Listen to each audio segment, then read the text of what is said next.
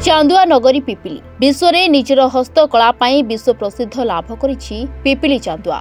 पिपिलीर चांदुआ शिल्पर विकास सरकार अनेक योजना होइछि, किंतु सतरे कौन चांदुआ शिल्पर विकास हो पारिछि ना चांदुआ कारीगर मानकर केवल प्रतिश्रुति धुआं बाण अटकी रही पिपिली चांदुआ शिल्पर विकास। आंतर्जातिक स्तर में पिपिली चांदुआ आम देश गौरव आनीथिबा बेले केंद्र सरकार से भली कोनोसी आखिदृशिया सहयोग चांदुआ शिल्पर विकास निमंते दिया जाय नहीं।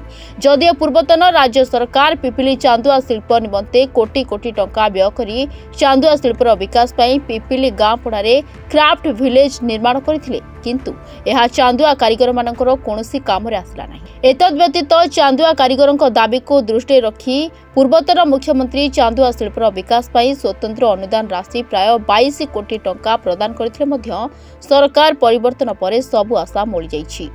जदियो सरकार परिवर्तन पर विभागीय मंत्री और अधिकारी चांदुआ शिल्पर विकास घन घन गस्त चांदुआ कारीगरी को उत्साहित करथिला, मात्र सरकार एक वर्ष पर मध्य चांदुआ शिल्पर विकास केवल कागज कलम रे सीमित रही।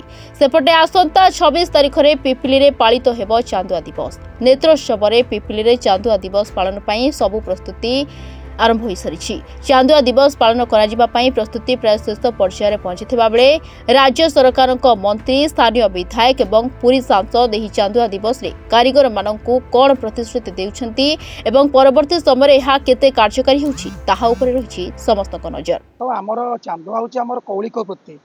आमे एठी पाठशाठ पढ़ी ए चांदुआ काम करी चांदुआ रे हमर जीविका निर्वाह करूछि, किंतु बड़ दुखर कथा हला आज पर्यंत विगत सरकार थिले, वर्तमान नूतन सरकार आसिले, किंतु चांदुआ को जमती आगु को जाई हबो, चांदुआ को सरकार तरफ किसी प्रोत्साहन मिलले जमती चांदुआ बिजनेसटा आगु को जाई परिवो सेटा हेई पारुनै। विगत दिन में सरकार गोटे घर करते ओरकोला पाखे चांदुआर हब तैयारी हो बोलिका, किंतु से घर कोटी कोटी टका खर्च होइकी 2 महला बिल्डिंग है सेठी बर्तमान सेठी मद आधा स्टोरी होइकी रहिला। तापरे विभिन्न सरकारी लेवल रे ऑफिसर माने आसी कहिले हाँ सेठी घर दिया जिवो, चांदुआ कारीगर मानक से घर दिज्व, से सब टूरिस्ट बस रही पार्किंग सुविधा हम, आपण मैंने घर से भड़ा ने घर भड़ा देवे से चांदुआर हब तैयारी हम, आपण मान से रोजगार बढ़ कि सहीटा आज पर्यंत हो पारा ना। तापर पुणी सरकारी स्तर पर नुआ सरकार आसला कहले जे आम दुकान सब वेरिफिकेशन करागला, जो मैंने जीएसटी देते, जो मैंने चांदुआ कम जड़ित अच्छा चांदुआ कारीगर हिसाब से कम करुँच। खाली तो पिपिले चांदुआ हो अलग जगह भी चांदुआ हो लोक आज पर्यटन चांदुआ स्पेशली अवार्ड पाई नाहांती गवर्नमेंट तरफ।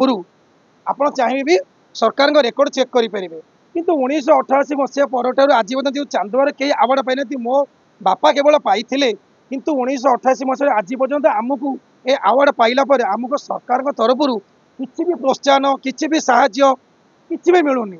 आम यही चांदुआ बेपार लोन करी बैंक रू आणिकिना आम आमर जीवन जीविका निर्वाह करुँ।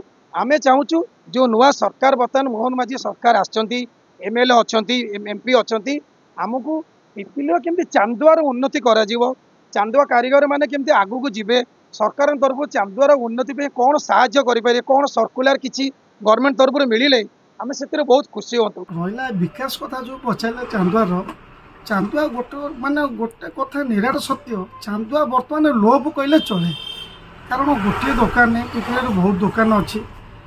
आगुरी जी अधार ऊर्ध बंद हो जी भी अच्छी चांदुआ दुकान बहुत दुखमय अच्छा, दीप तल पूरा अंधार अच्छी, खाली आम ऊपर बसीचु दुकान खंडे खंडे करूँ, कला को बंचेकी रखीचु, निजर दुख क्या कहीपरूँ।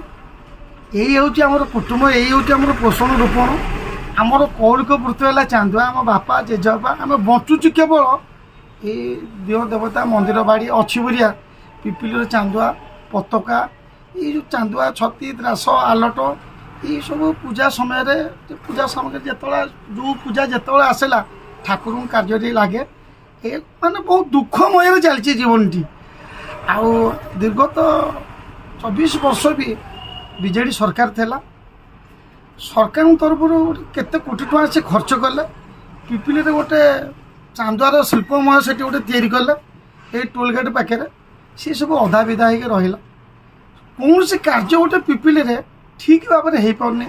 एबे भी जदि यात्री बहुत आसुंच भी गोटे टॉयलेट नहीं, एबे भी पिपिली एनएच रे यात्री निवास नहीं, टॉयलेट नहीं, दीर्घ 50 वर्ष भितर पिपिली रे गोटे बस स्टाण्ड नहीं बड़ दुखर विषय।